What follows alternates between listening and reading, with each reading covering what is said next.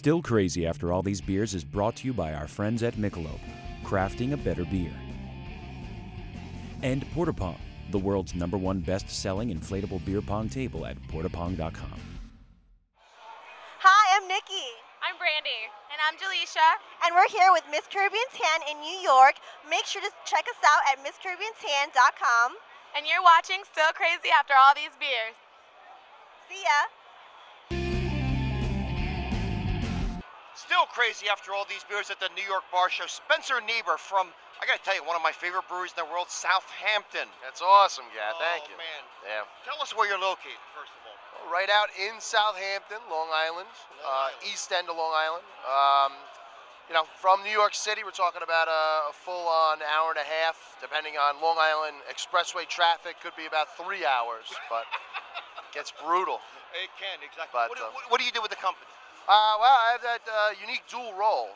Started out as a brewer, been brewing there for about 6 years, and then regional sales manager. So, you know, we're expanding rapidly, and so I get to go up and down and do shows like this, drink beer, hang out, eat steaks.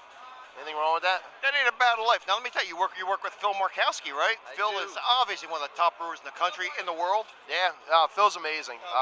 Yeah, legendary brewmaster.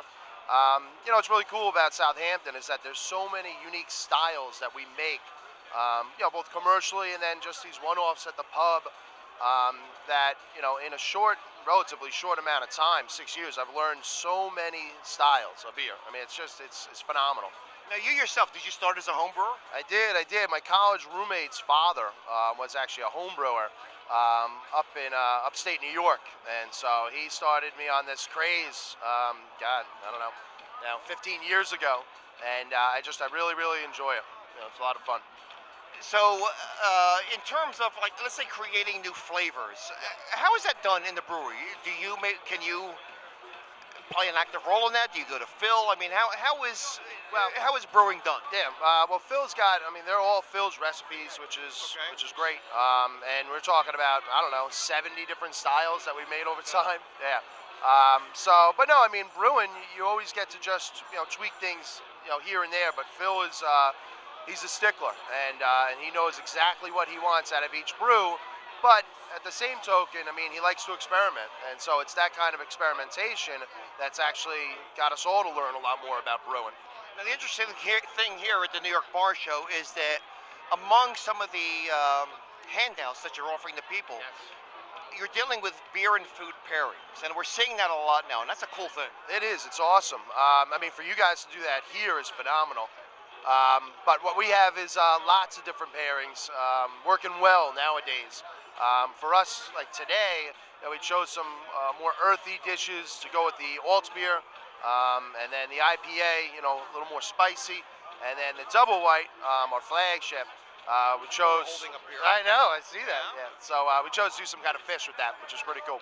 Yeah, that's a good match, and this has kind of been my favorite today. I've really, as you know, had several of these. Fortunately, I'm not driving today, but what a wonderful beer this is. That's awesome. Yeah, the double white. You know, we made that, I mean, Phil made that a long time ago on his stove. That's how we kind of created it. Really unique. And, but we've, you know, changed it a bit over time. It's such a classic take on brewing, and then to, you know, trigger it a bit, maybe beef it up. We call it the, you know, something like a Hogarten on steroids. You know, it's big. So 6.7 is it's pretty big for a wit. 6.7 alcohol by volume? Yeah. So since it's on steroids, it won't make the Hall of Fame, right? Oh, no, it won't. Yeah. I guess That's not. good, man. Well, that was a question I had. Now, what constitutes a double white beer? And I think you kind of addressed that. Right. Well, double the gravity. From the brewing standpoint, you're not literally just going to add more ingredients. When done, it's too much of a weird mix.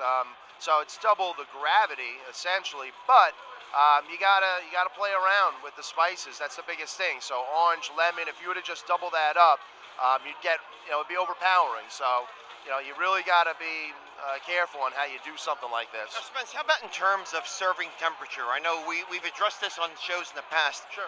A lot of people tend to drink their beer in a frosted mug and drink it ice cold, and that's really not a good thing for a beer like this. I wouldn't think so. I think more importantly is more of like a bulbous type glass for it.